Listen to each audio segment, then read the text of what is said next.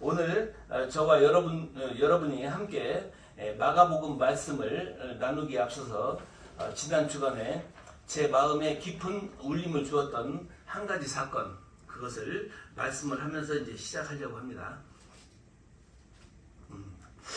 오늘 강대상이 바뀐 것을 이제 오늘 처음 오신 분은 모르고 그동안 오셨던 분들은 아실 겁니다. 이것이 크리스탈 강대상이고요. 지난주 수요일 날 이 일이 일어났습니다. 제가 서 있는 이 투명하고 아름다운 크리스탈 강대상입니다. 우리 교회를 사랑하는 마음으로 한 성도님이 헌물해 주신 귀한 선물입니다. 이게 약 250만 원 가량의 적지 않은 금액입니다. 이제 이렇게 저희가 시작하는 개척교회 목사로서 이 교회에 필요한 비품이 채워지는 것은 기쁜 일이어야 마땅합니다. 그런데 저는 이 강대상을 받아들고 너무 기뻐하지만은 않았습니다.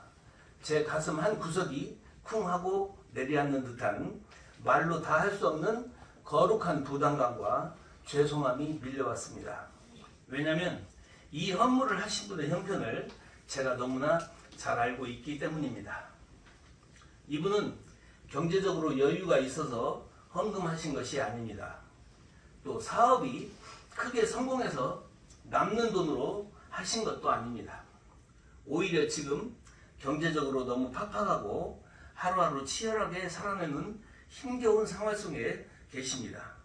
그럼에도 불구하고 하나님의 말씀을 전하는 강대상만큼은 네가 해야 하지 않겠니라는 하나님이 주신 그 마음 하나로 헌신을 하셨다고 합니다. 그 마음에 너무 죄송하고 너무 귀해서 혼자 울컥했습니다. 그런데 주님께서 제 마음에 강력하게 떠올려 주신 말씀이 바로 오늘 본문의 이야기입니다. 이 가난한 과부가 가장 많이 넣었도다. 이 시간 이 말씀을 통해서 세상의 계산법하고는 다른 하나님의 계산법을 한번 함께 묵상해 보려고 합니다. 그런데 개척한 지 한 달도 안 돼서 이렇게 헌금에 대해서 설교하는 것이 너무 빠릅니다. 여러분이 잘못하면 시험 들 수도 있는데 아무튼 당분간은 헌금 안 하셔도 됩니다. 지금 처음 오신 분이 지금 여기서 6분이나 되는데 헌금 가지고 부담 가실 건 절대 없습니다. 그냥 교회만 나오셔도 됩니다. 그리고 또 여러분한테 오늘 하는 이 설교가 헌금 잘하라는 그런 말씀도 아닙니다. 그러니까 헌금에 대해서 엉뚱하게 또 부담 가지시면 안 됩니다. 성경 말씀에 하나님의 계산법이 어떤 건가, 그걸 한번 오늘 말씀을 묵상하려고 하는 겁니다. 자, 본문 41절 다시 보겠습니다. 성경책 아까 77페이지라고 그랬죠? 41절을 제가 한번 읽어보겠습니다. 제가 읽겠습니다. 예수께서 헌금함을 대하여 앉으사 무리가 어떻게 헌금함에 돈을 넣는가를 보실세 여러 부자는 많이 넣는데,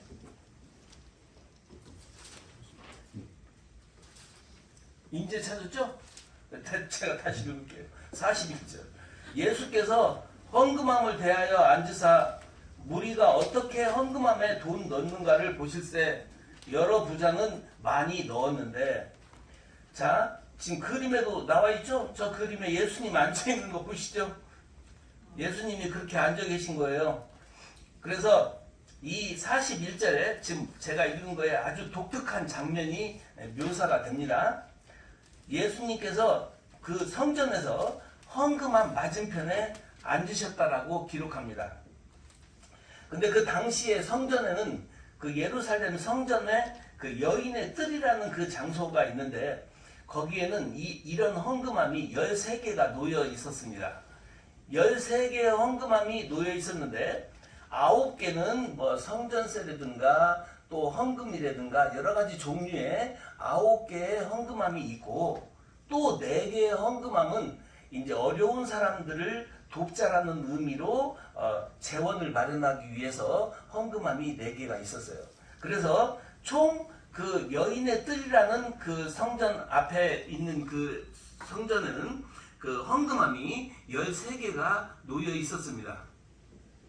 근데 이 헌금함들은 노수로 만든 나팔 모양이었어요. 동전을 넣으면 녹그릇을 타고 내려가면서 짤랑하고 소리가 났다는 거예요. 예수님은 그곳에 앉아서 사람들이 헌금 넣는 모습을 보셨다고 합니다. 근데 여기에서 이 원어의 의미는 그냥 보신 게 아니라 관찰하셨다라는 그런 뜻이에요. 많은 부자들이 저렇게 와서 헌금을 넣습니다. 그들은 부자니까 금화나 은화를 한 움큼씩 쥐어 넣었을 겁니다.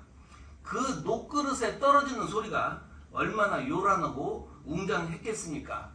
그 소리가 아마 차르륵, 차르륵보다 막 더 큰 소리, 이런 소리가 났을 거예요.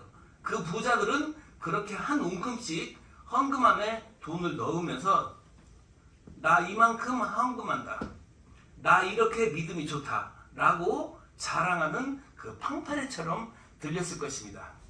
사람들이 시선이 쏠리고 제사장들은 그를 칭찬했을 겁니다.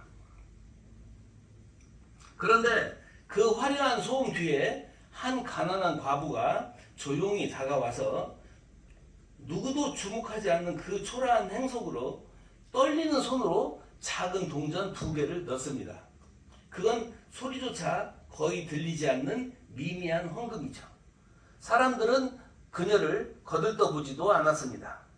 그러나 단 한 분 예수님의 시선이 그 여인의 손끝에 고정되어 있었습니다. 그리고 제자들을 급히 불러서 충격적인 선언을 하십니다.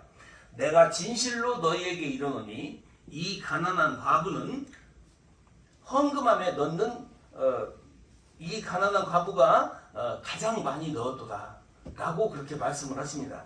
그 예수님은 그녀가 2렙돈 곧 한 고드란트를 넣었다고 하는데 도대체 이 돈은 얼마 정도의 가치인지 한번 보겠습니다. 요게 지금 이제 렙돈인 거예요.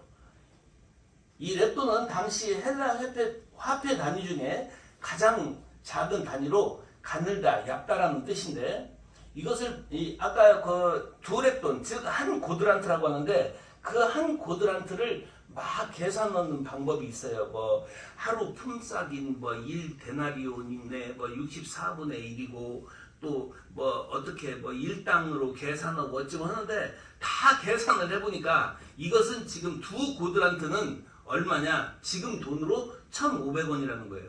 그래서 이게 지금 실제 그 랩돈의 크기인데 이게 지름이 1.5cm짜리 동전을 제가 찾았어요. 아까 요렇게 생겼습니다. 요만한 거예요. 이게 지름이 1.5cm. 손바닥에 올려놓으면 이게 2개가 이게 되면 이게 1,500원이라는 거죠. 이게 오늘날로 이게 지금 2랩돈을 그녀가 집어넣은 거예요. 헌금함에. 근데 예수님은 이게 커피 한 잔 값도 안 되는데 예수님은 그 헌금이 가장 큰 헌금이라고 말씀을 하셨습니다. 44절 제가 또 한번 읽겠습니다. 44절 보시죠. 별거 없이 그대로 아래 보면 됩니다. 그들은 다 풍족한 중에 넣었거니와 이 과부는 그 가난한 중에서 자기의 모든 소유 곧 생활비 전부를 넣으니라 라고 말씀을 하십니다. 그래서 44절에 생활비 전부라고 볼 때 이 생활비는 헬라어로 비오스라는 말인데 이게 이 단어를 해석하면 이게 생명이라는 거예요. 그래서 성경은 이렇게 기록하고 있는 셈입니다. 성경을 다시 제가 해석을 풀면 부자들은 풍족한 중에서 남는 돈을 넣었지만 이 여인은 자신의 생명을 넣었느니라 이렇게 해석할 수도 있어요. 그래서 돈은 단순히 교환 수단이 아닙니다. 지금도 그렇지만 우리의 땀이고 우리의 시간이고 우리의 에너지입니다.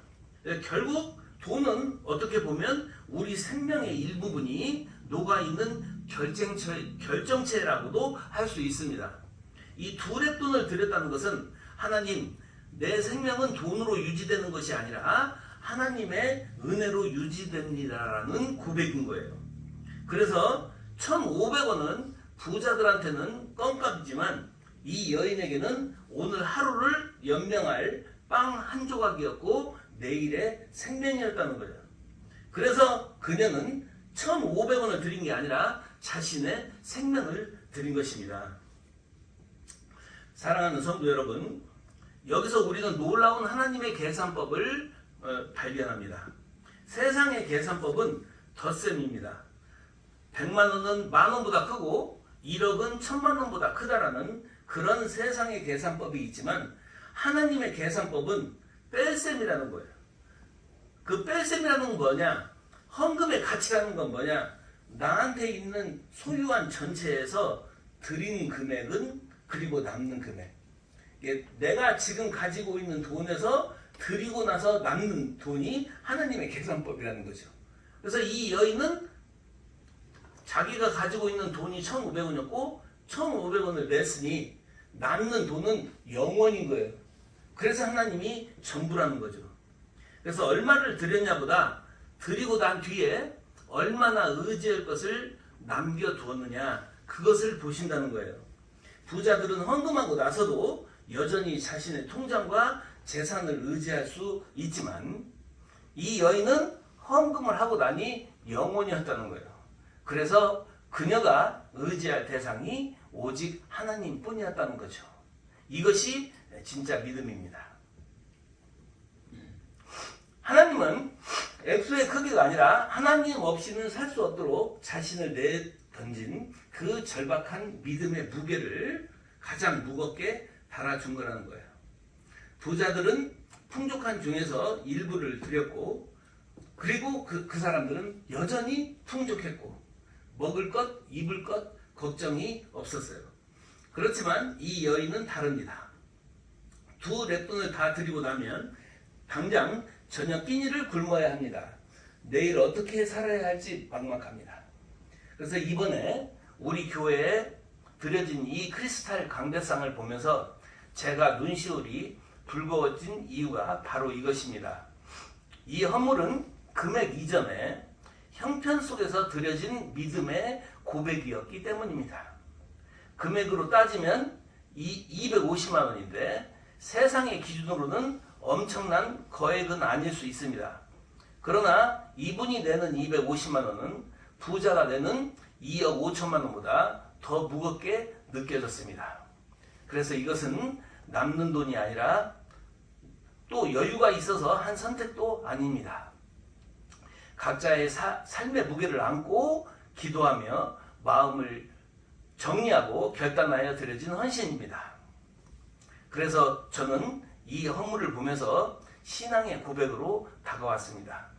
하나님은 결국 지갑의 두께를 보는 게 아니라 지갑을 여는 그 떨리는 손과 중심을 보십니다. 하나님은 액수의 크기가 아니라 그 안에 담긴 희생의 무게를 달아보신다는 거예요. 사랑하는 여러분, 오늘 이 말씀과 우리 교회에 주신 헌물을 간증 앞에서 우리는 어떤 자세를 가져야 할까요?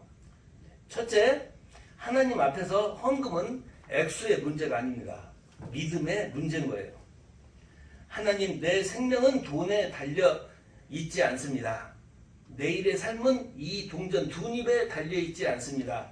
라고 고백하는 마음이 있어야 돼요. 하나님은 여러분의 지갑을 털려고 헌금을 내라고 하는 분이 아닙니다. 그래서 오늘 설교를 보시면 지금 많이 잘 모르셔서 그러는데 또 11조라는 것도 있습니다. 그런데 이 2렙돈, 오늘 들었던 이 2렙돈과 또 11조, 그리고 오늘 드리는 주일 헌금, 이거는 다 같은 정신으로 이해를 해야 돼요. 같은 흐름으로, 같은 맥락으로 이해를 해야 됩니다. 2렙돈만 드리는 것이 아니라 주일 헌금을 드리는 것이 아니라 그것이 무엇인지, 내 마음의 정성이 어떻게 하나님 앞에 바쳐지는 것인지, 오늘 5,000원, 오늘 10,000원을 드리더라도 그것은 1억, 10억이 될 수 있다는 거예요. 하나님 앞에서는. 내 마음이 하나님 앞에 어떤 마음을 가지고 믿음으로 나아가냐, 그것이 가장 중요하다는 것이죠. 그래서 하나님 나라에서는 금액이 작아도 믿음만 있으면 그것이 가장 큰 헌금이 된다는 겁니다. 자, 두 번째, 비교하지 마십시오. 내가 가진 것이 없어서 헌금을 못해. 저 사람은 돈이 많아서 좋겠네. 뭐 이런 거 비교 안 해도 됩니다. 하나님은 여러분 통장 잔고를 보고 점수를 매기는 게 아니고 작은 두랩돈일지라도 그 정성만 다하면 네가 가장 많이 넣었다. 그렇게 칭찬을 하십니다. 그리고 세 번째, 마지막으로 세 번째, 우리 교회는 이러한 두랩돈의 마음 위에 세워져야 합니다. 말씀 나눈 교회가 몇몇 부자의 큰 돈으로 움직이는 교회가 되는 것을 원치는 않습니다. 바로 작고 연약해 보이더라도 이렇게 두랩돈 같은 진실한 마음과 기도로 모여서 세워지는 교회가 되기를 소망합니다. 이번에 드려진 강대상 헌물은 금액보다도 성경에 나오는 두랩돈의 정신이 우리 공동체 안에서 다시 살아 움직이게 하는 위대한 사건이었습니다. 이 헌물을 통해서 하나님 지금도 이 작은 공동체 가운데 조용한 믿음을 통해 교회를 세우고 계시는구나 라는 것을 또 확신을 얻게 됐습니다.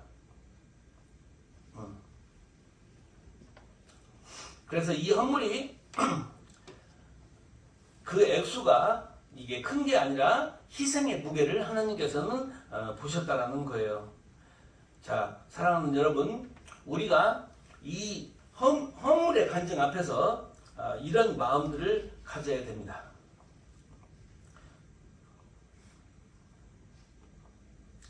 이제 말씀을 맺겠습니다.